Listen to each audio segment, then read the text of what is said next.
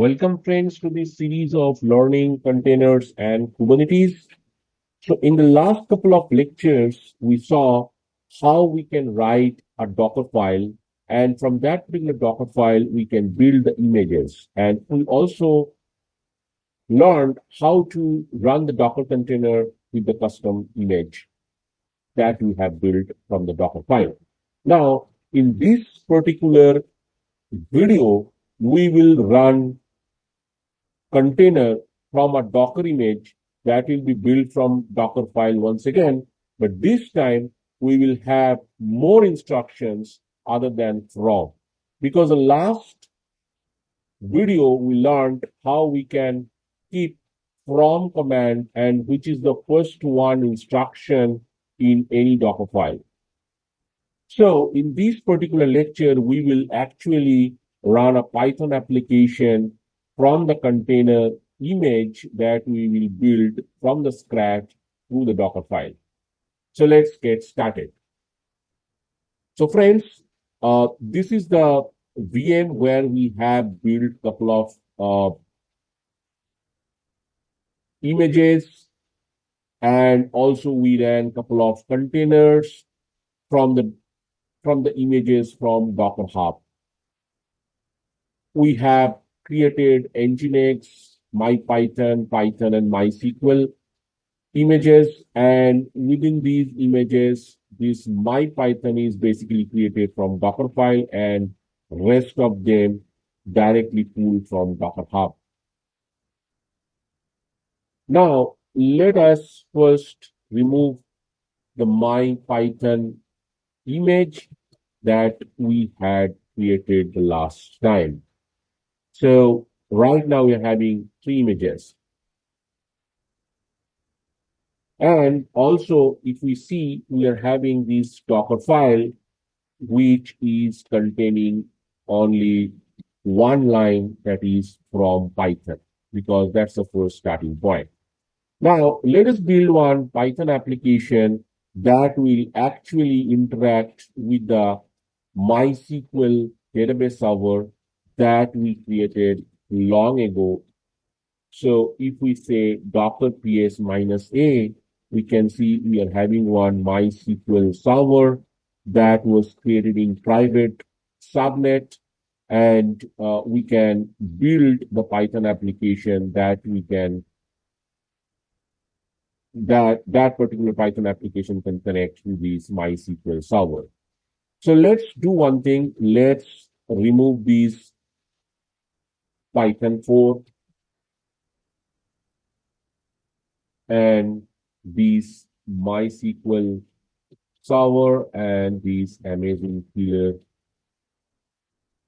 containers.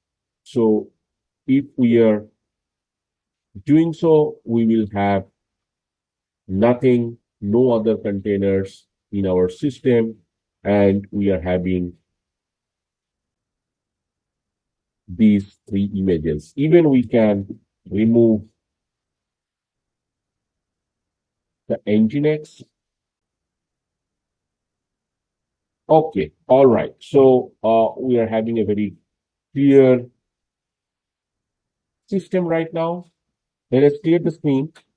Now, let us open this Docker file, and as we have written the first instruction in the Docker file as from Python, so that means our Docker image will start from the Python official Docker image. Now, on top of that, we are going to run a couple of instructions. Those are basically a layer in this Docker file. So first and foremost thing is that we need to provide the author details in our Docker file. So we can say maintainer learning light. So learning light is the author of this particular Docker file. And also we can provide the label. So it's a good practice to provide the labels in the Docker file so that people can understand what is the context behind that. So maybe we can keep the image type as custom, so people can understand, okay, fine, so this is a custom Docker image built on Python. And also we can keep some environment like production, test, queue, etc. So those can be label. You can provide any kind of label. Now, the next part, we will actually create one directory called slash app inside the container. So this particular run command will actually be running inside the container with the root account. So the root account will create the slash app directory inside the container. Then we can add app.py and requirement.txt that we do have in our local system. So it's just a copy command that we did in couple of past lectures where we copied the app.py and requirement.txt inside the container. But this time we're going to copy these through Docker file. During the build phase, the files will be copied into the image directly. So apart from the app.py, we will add the requirement.txt as well. The next thing is that we are going to say our working directory should be slash app because all these codes and everything will be under the slash app directory. So from here, everything will be shifted to slash app, and that will be our working directory. Now, the next thing is that we're going to install the packages that we are having under requirement.txt.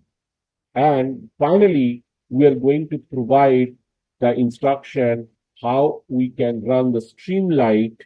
And this Streamlight is basically provided through command. So it will be running in foreground, and it will have this particular command streamlight run app.py, and we are providing the port number as 5000. Now, through this container, once the image will be built and once we run the container with the help of this particular image, 5000 port will be exposed. So we can say expose 5000 also inside our Docker command. So maybe we can provide this thing over here. We can say expose 5000. So basically, it will expose the port 5000 through this Docker image. So if we save this file and if we try to build the Docker image with the help of this Docker file, we can say Docker build, and then we can tag the name of this particular image as my image. And it's a good practice to provide -f command, and we can specify the file of the Docker file. But if you can completely ignore providing this -f and Docker file because by default, if the name is Docker file, it will be accepted. And finally, the dot means Docker file is in current directory. So let's try to build this thing. And within a second or so, it is actually finished. Now see, the interesting part is that it is having 11 instructions, and out of 11 instructions got finished. And you can see that for each instruction, it is basically as a layer, like first it actually started with from, and in the second command, it started with run mkdir -p/app, and each and every step actually it started to do, and finally it's get finished. Now, as I build the same image previously, we can see some cached, but if it is not cached, it will be built from the scratch. And if we do not want to specify the cache, then we can specify -- no cache, which is basically start building the Docker file from the scratch, and it will not use the cache data that is having inside the server. So if we do so, you can see each and every step will be done through this command, and you can see the requirement.txt is being run because it is not using any cache, and it is starting to build all the things from the scratch, and it will be built once everything will be installed. So it is basically doing the same thing, but the first time there will be no cache, so it will be built just like this one. And currently it is building the ninth layer out of 10th. And once every layer is done, it is exporting the image, and then the layer is completed. Now it is saying that 11 steps are finished. So if we clear the screen and if we check the images right now, we can see there is one image called my image, and you can see earlier image which was actually built on top of the cache. It just untagged and tagged as none. But this my image, this is what we just built right now. And if you see the size is 1.61 GB. Now it is built on top of Python Docker image. And you can see the Python Docker image is only 1.02 gigs. But our image is 1.61 gigs because we are having a couple of extra layer on top of the Python image. That's why the image got increased in size. So that means if you give more and more instruction inside your Docker file, the actual image size will got increased. And it is recommended to have the image size as small as possible, because if you are having smaller image, then the performance of the container will be higher. So it is very recommended to have less amount of instruction as much as possible in a Docker file, so that the size of the image will be less, and whenever you will go to spin up the container, the performance will be better. So fine, right now we have built a container of the Python image, and also we check that image got created.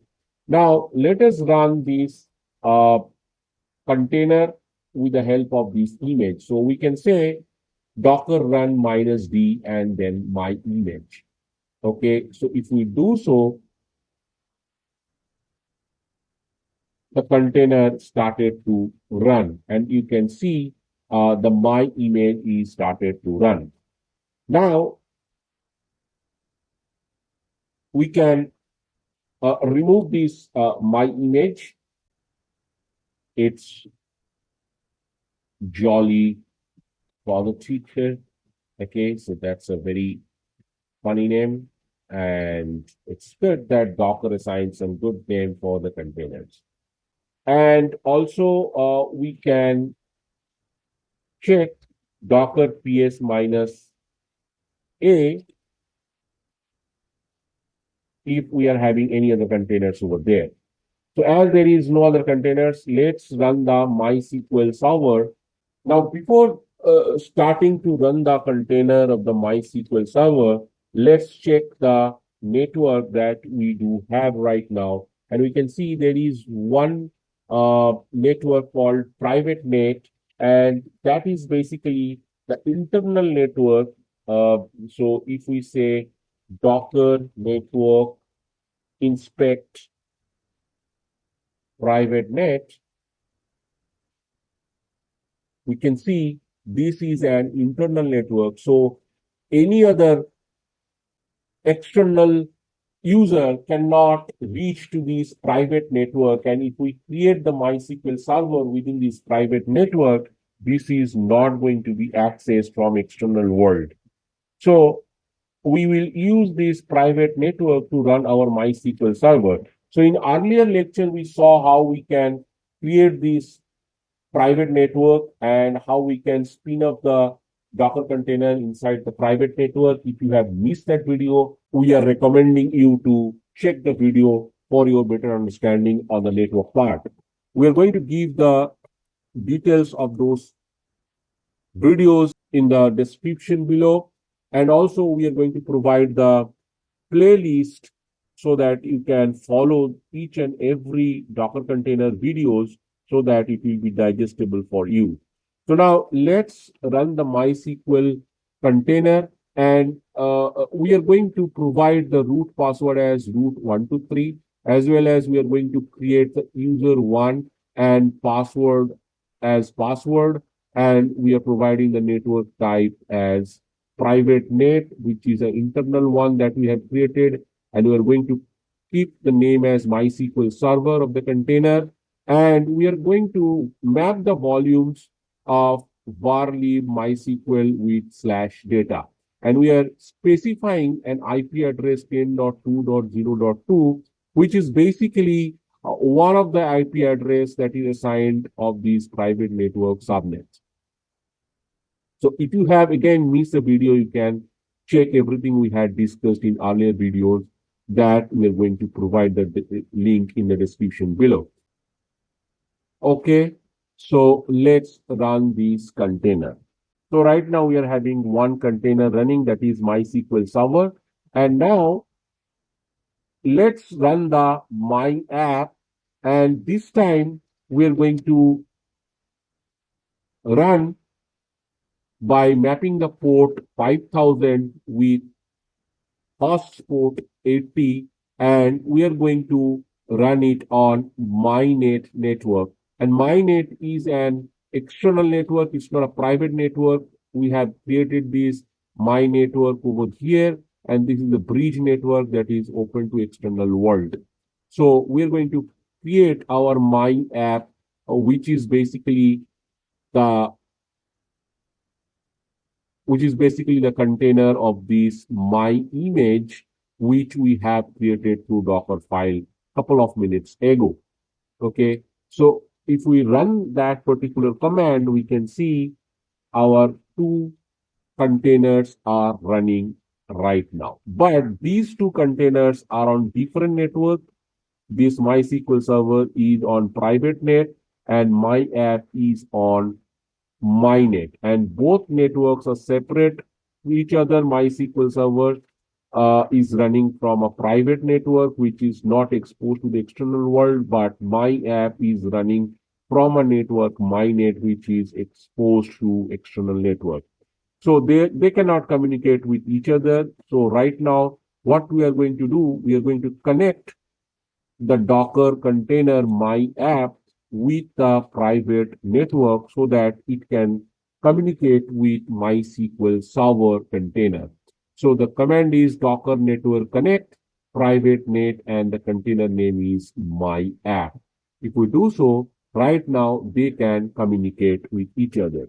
Now, let's do one thing. Let's jump to the web browser and try to access our container My app that we have built with the help of Docker file, and with the Docker image, we spin this My app container.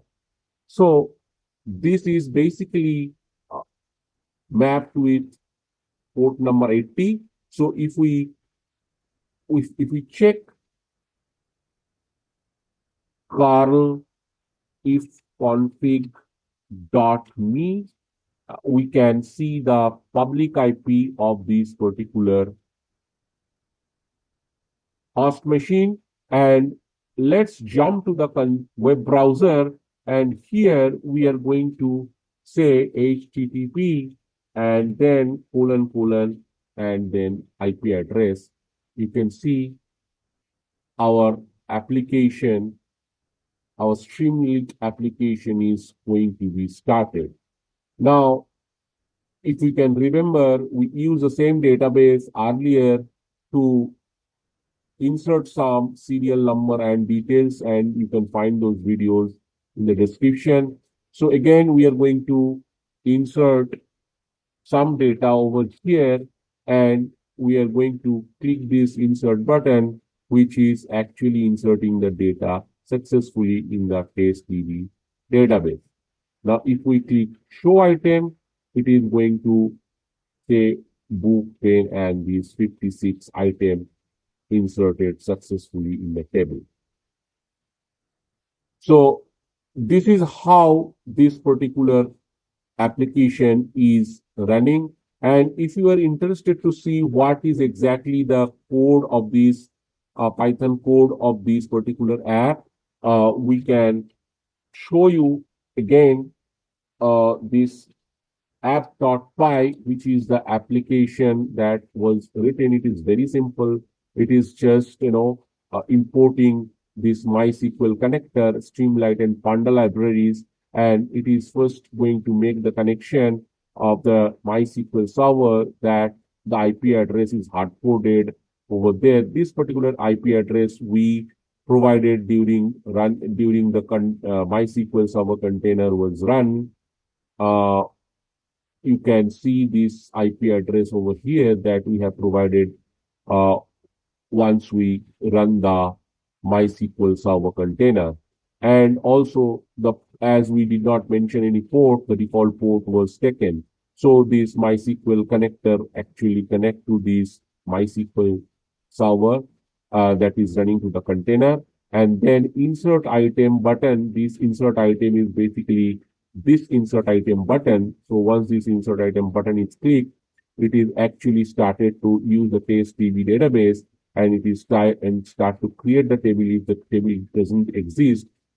In our case, the table was existing, so it is not being executed. Rather, it was inserting the data, whatever was actually provided through this text input box, that is item serial and item details. So whatever you are going to provide over here, item serial and item details, once you click this insert button, those data were inserted into the table. And similarly, once you click this show item button, it is basically creating the cursor, and it is going to select everything from the test table, and that is going to be displayed over here in a tabular form. So thanks for watching this video. We hope that you have enjoyed this video a lot. So in this particular video, we learned how we can build a complete Python image and Python web application through the Docker container. And this particular Docker container can be built through Dockerfile. And as this particular application is a custom application, we can easily run this application by building the image through Dockerfile. So thank you for watching this video once again, guys, and see you in the next video. Till then, be safe and have a nice day. Bye.